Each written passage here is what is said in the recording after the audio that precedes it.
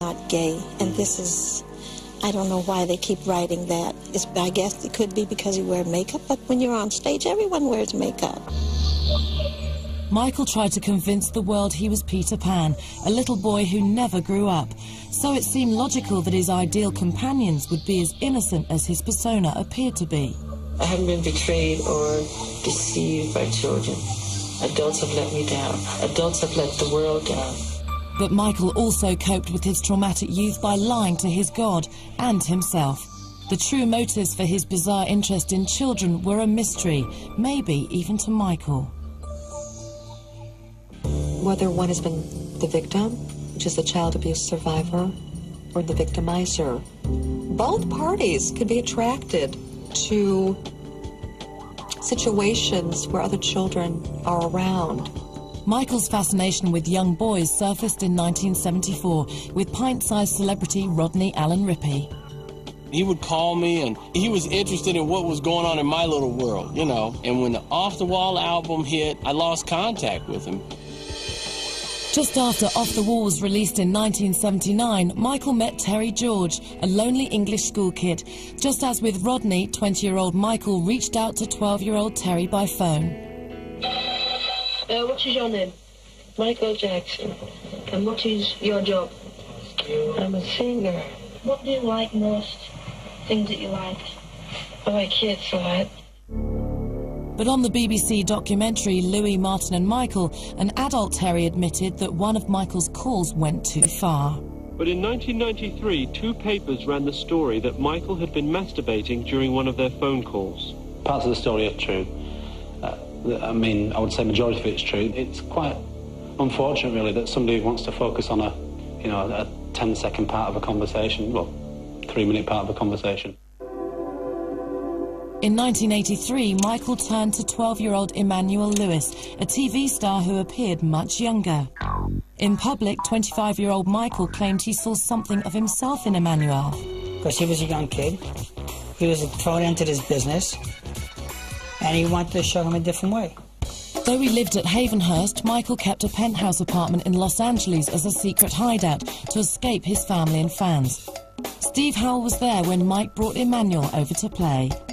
One day, I captured the moment of them dancing together up at the penthouse to one of Michael's new songs, Michael dancing and Emmanuel dancing, doing a moonwalk and standing up on his toes like Mike would do. At the same time Michael befriended Emmanuel, he was pursued by teen star Brooke Shields. Michael endured Brooke's aggressive courtship because he knew it would keep him in the headlines. Brooke Shields in the late 1970s and early 1980s is huge. She is the model. I mean, she was the face of Calvin Klein, or was the rear end of Calvin Klein, whichever. We have a lot of fun because we just joke like we're in, I don't know, kindergarten or something. Brooke was very aggressive with him, you know, as far as trying to tongue kiss and all that kind of stuff. At that point in life, he really wasn't all that into it. In 1984, Brooke bullied her way onto Michael's arm at the American Music Awards. She may have been his date, but Emmanuel was the object of his affection. He literally toted Emmanuel Lewis up to him with his awards because Emmanuel Lewis was very totable. He's small. An important chemistry in writing song is inspiration, and I'm holding one of my inspirations is Emmanuel Lewis. Michael's adoring public didn't think twice when it saw him with his prepubescent pal. Jackson is already well into his mid-20s, and if, that isn't setting off alarm bells that this is not quite right. As Michael's passion for children grew, his own behavior became more childlike. The combination of his changing appearance and immature antics gave rise to tabloid stories that he'd gone off the deep end. Michael turned to me, and this is true, and he said, "Walter, I have to tinkle. Can you take me to the potty?" I mean, I might say I have to go to the bathroom. Where is it? But it's a different way of saying it. It was saying like a little kid. Can you take me? Any sign of an adult relationship may have quelled rumors about Michael's unusual interest in children. So, in 1987, Michael's mother came to his rescue. Just as she'd set up her son with Teresa Gonçalves 13 years earlier, Katherine Jackson pinned her hopes on Tatiana Thompson, a dancer with stars in her eyes. Mrs. J told me that Michael spoke to her during the video one morning and expressed his love for me.